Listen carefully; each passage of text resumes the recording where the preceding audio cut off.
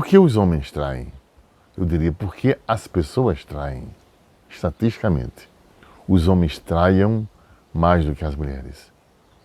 Mas por que as pessoas traem?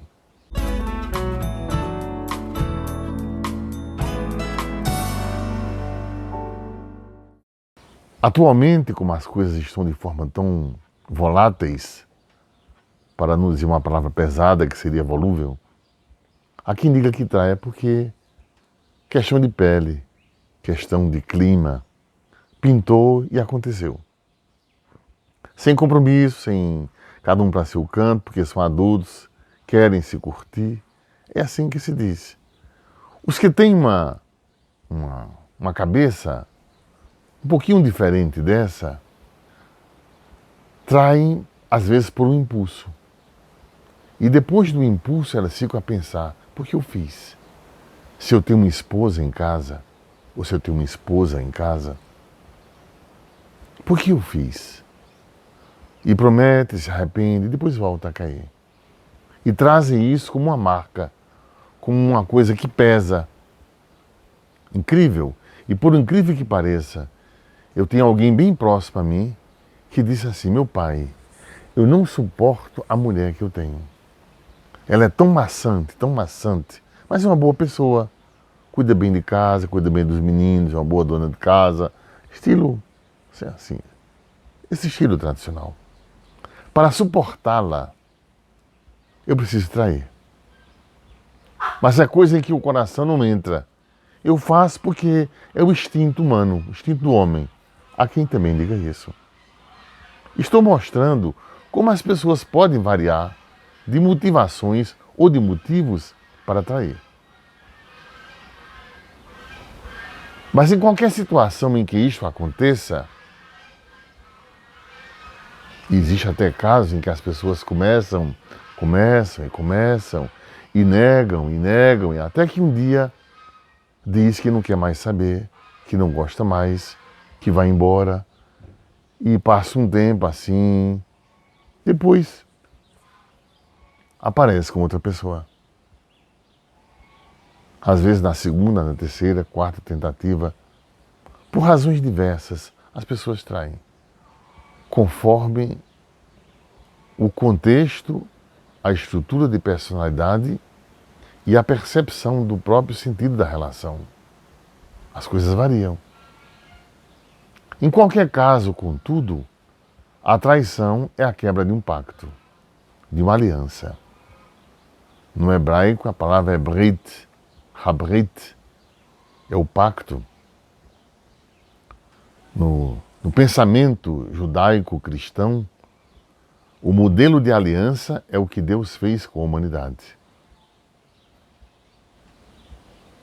Na aliança se estabelece um vínculo entre as partes que se comprometem a realizar um projeto comum. Isso implica renúncias.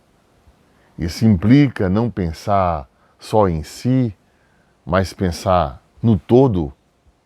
Agora imagine, nesse tempo, modernidade ou pós-modernidade em que vivemos, em que as coisas são para ontem, ou se pintar, aconteceu, se criou um clima, foi.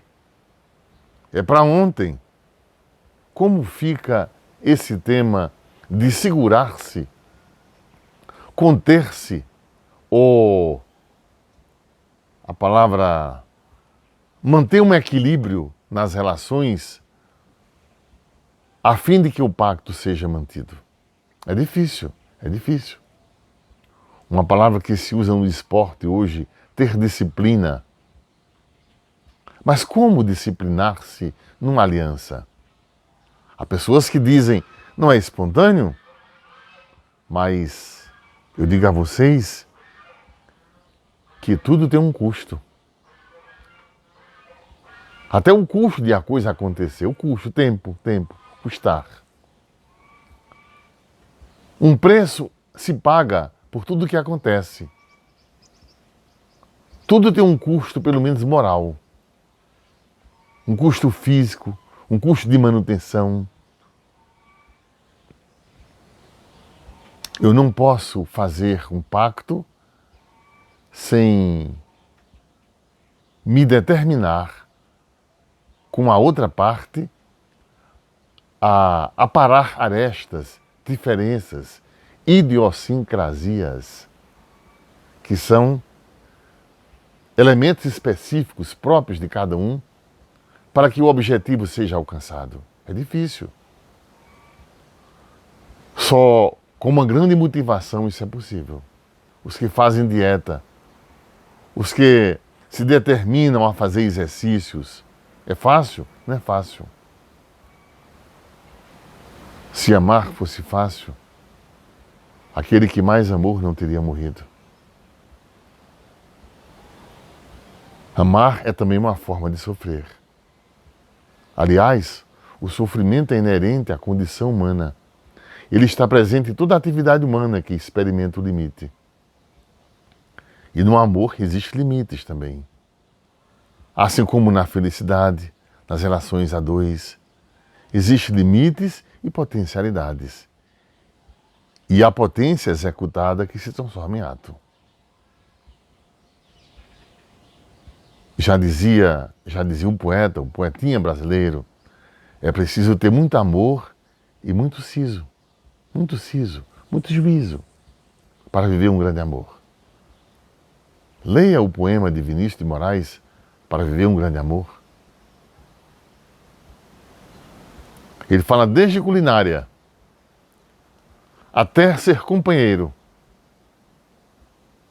marido de uma só mulher, difícil. Mulher de um só homem, difícil. Agora, a quebra da aliança é uma infidelidade. É preciso se dizer. Por razões mais diversas, as pessoas traem. Já disse, é mesmo que para algumas pessoas a resposta seria assim: por que é que o cachorro entra na igreja? Porque encontrou a porta aberta. Porque traiu? Porque pintou e eu fiz e acabou-se. Ela quis, eu quis, não tem nada a ver com ninguém, vamos para casa e acabou-se. Resposta desse tipo existe. Há até outras pessoas que ainda hoje não se culpam. E há pessoas que ainda hoje se culpam por terem traído. Por outro lado, há um fato recentemente também observado. O marido disse: eu estou pronta a perdoar a mulher, desde que eu saiba toda a verdade. E quanto mais ela contava a verdade, ele mais queria saber. E queria saber detalhes. Aí já se trata de outra coisa. Ele queria se ver na cena. Ele queria perceber se ela sentiu com o outro o que teria sentido se fosse ele com ele. Ele queria saber qual o lugar do outro no desejo dela. Afinal de contas, ele está se perguntando qual o desejo dele no lugar dela. Ou seja, qual o lugar dele quando ela deseja. Porque afinal de contas, o ser humano busca ser o desejo do outro. Quando o outro desejar que ele deseje como eu desejaria. E de preferência deseja a mim, o objeto do seu desejo único.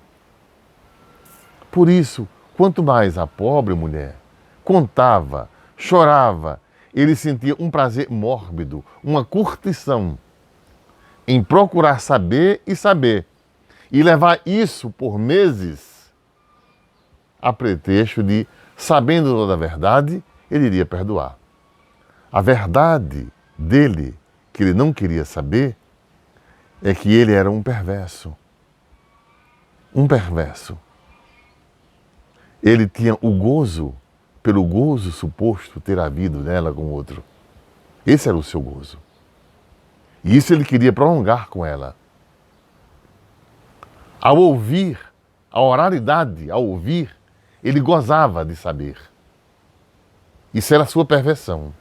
Só que ele não admitia. E dizia que isso era condição para o perdão. Ora, ele nem se perdoava. precisar perdoar, porque sem ele, ela não viveria. E sem ela, supostamente, ele não viveria. Então, estavam de tal forma, um ao outro, subjugado, não aliados, numa aliança, mas subjugados, numa dependência afetiva, que mantinha esse vínculo mórbido, numa relação perversa, sem saída, em que o estupim da bomba foi a traição, e a partir da traição, eles confessaram que se sentiam mais intimamente ligados. Ligados por um sintoma, relação sintomática. As razões pelas quais as pessoas traem variam. E há até outras que dizem, ele pode trair, desde que eu não saiba. Há outras pessoas que dizem, se é para trair, vamos trair aqui, nós dois, colocando um terceiro na relação, aí não seria trair. Imagine as motivações, a percepção do que significa traição ou não traição. Todavia, do ponto de vista judaico-cristão, o modelo de fidelidade da aliança feita pelo Senhor no Horebe com o seu povo e a aliança feita em definitivo, a nova e eterna aliança que aconteceu em Cristo Jesus.